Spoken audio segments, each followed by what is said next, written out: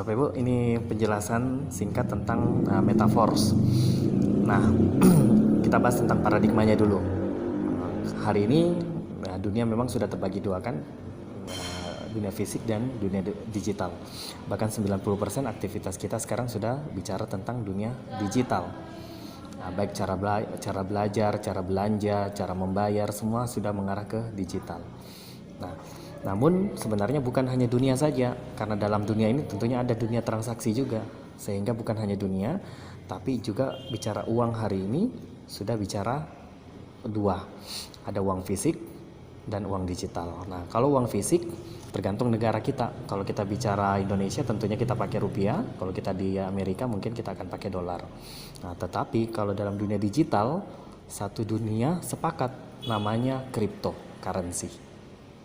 Nah, tidak ada yang berbeda. Semua, kalau kita bicara uang digital, semua negara menggunakan kata kripto. Nah, namun kalau kita buka Wikipedia, cryptocurrency ini adalah aset digital. Dikatakan di situ adalah aset. Nah, definisi aset adalah hari ini murah, besok akan jadi mahal. Dan itu yang menjadi perbedaan antara uang fisik dengan uang digital.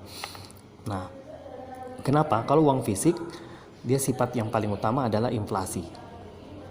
Jadi semakin lama semakin turun dia punya nilai. Contoh 100.000 zaman dulu banyak yang bisa kita beli. Namun hari ini dengan uang 100.000 sangat sedikit. Nah, tapi kalau kripto dia mengalami deflasi atau semakin naik terus dia punya nilai harga. Nah, sehingga efek ini sering kripto ini dikatakan juga sebagai emas digital. Seperti itu. Nah, kripto pertama di dunia sekarang ada ribuan, namun yang pertama itu dikenal dengan Bitcoin. Nah, sifat deflasinya contoh, kalau kita bicara Bitcoin tahun 2009 itu nilainya masih 1.000 perak. Sehingga waktu itu andai kata ada uang di kantong 10.000, maka kita bisa dapat 10 Bitcoin. Nah, hari ini kalau kita buka marketnya tahun 2002 itu nilainya sudah 300 juta per koinnya. Nah, sehingga uang 10.000 tadi sebenarnya hari ini bisa menjadi 3 miliar. Bapak Ibu, coba bayangkan. Jadi dibandingkan aset-aset fisik yang selama ini kita kenal, tanah, emas, nah kenaikannya kan sebenarnya Bitcoin ini luar biasa ya. Dan memang per 10 tahunnya, contoh emas saja itu hanya naik 235%. Sedangkan kalau kripto itu bisa kenaikannya sampai jutaan persen, Bapak Ibu. Sehingga ini barang menarik. Ini salah satu instrumen yang paling favorit hari ini. Diperebutkan banyak orang, begitu CNBC ngomong ya. Hanya Anda tidak akan bisa dapatkan kripto ini di perbankan karena ini mata uang tanpa bank sentral, Bapak Ibu. Cara mendapatkan kripto ini cuma dua metode selama ini yang orang kenal. Pertama, orang dengan cara mining. Contoh Pak Sandiaga Uno melakukan hal ini dengan teknologi GPU, sebuah komputer khusus yang canggih. Cuman dia butuh alat yang besar, Bapak Ibu, ruangan tersendiri, harus daya yang besar, sehingga kadang harus on terus, sehingga harus Anda butuh genset mungkin. Dan ini ribet dan tidak untuk semua orang. Cara kedua yang paling sederhana sebenarnya Anda cukup beli di market. Di market contoh seperti toko kripto.